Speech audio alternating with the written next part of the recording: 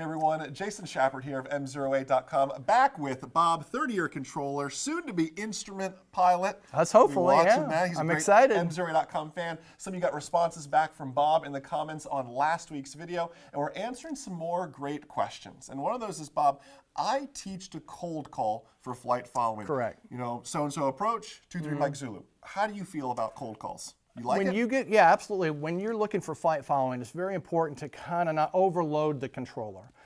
I think there are two different approaches to this. One would be give your call sign and let the controller, me, answer you back. You know, 23 Mike Zulu. Yes. Yeah, 23 Mike Zulu, go ahead. Yes.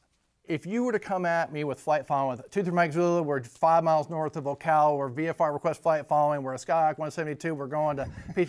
Yeah. Guess what I'm not going to hear? Yeah. I'm not going to hear all that. I'm going to have to reissue or ask these questions all over again. That's not necessarily good. My recommendation is if you're looking for flight following and you want to call me up, just give me your call sign. I will come at you with, Roger, go ahead. And then you can say, I request flight following to, and give your destination. Yes. I will come back with what's your type of aircraft and all these other things at my speed so that I can get this the first time and not tie up the frequency. Yes. It's very, very important not to be minimal on the frequency and get what you want done. It's all about being productive, too. That's correct. That airtime is in air traffic, they also teach us to not throw a lot of instructions to instrument right pilots. Expect ILS runway 26, descend and maintain 4,000, turn right 23. Because just like you guys, it's a matter of hearing what you need to hear importantly at the time. Yes. So let's say now I'm on flight following. Right. And you give me a comm change. Yep. I switch off to somebody else.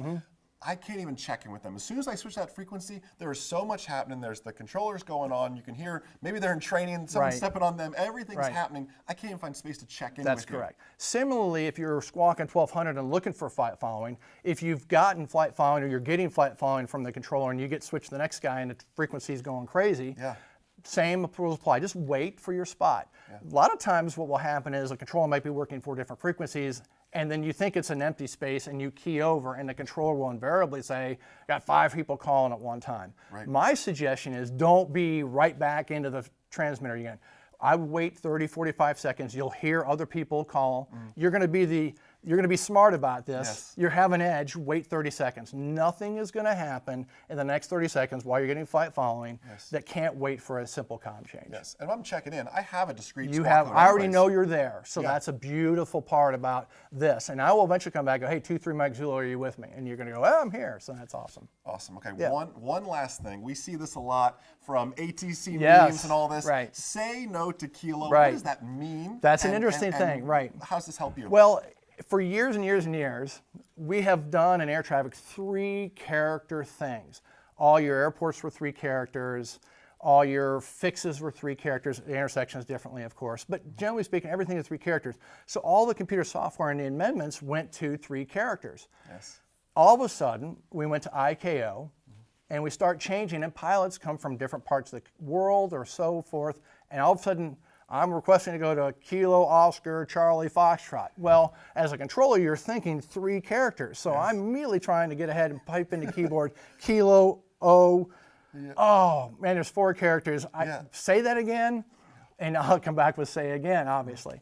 So you want to, when you're flying domestically, and you're going to stay domestically, controllers are listening to 3 characters because all your data tags are 3 characters for your destination. All our computer amendments are mostly 3 characters.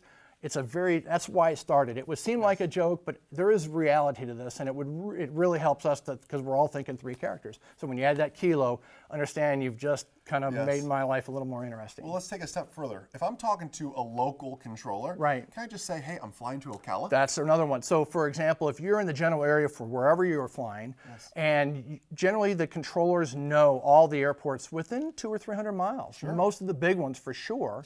And not the small ones, obviously, the grass strips, but the big ones. I'm going to Pompano. And hey, I know where Pompano is, and I know the identifier for it. You can use that. In some cases, that's even more clear than asking, say, I'm going to Oscar Charlie Foxtrot. Not Kilo. Yes. So, no Kilo.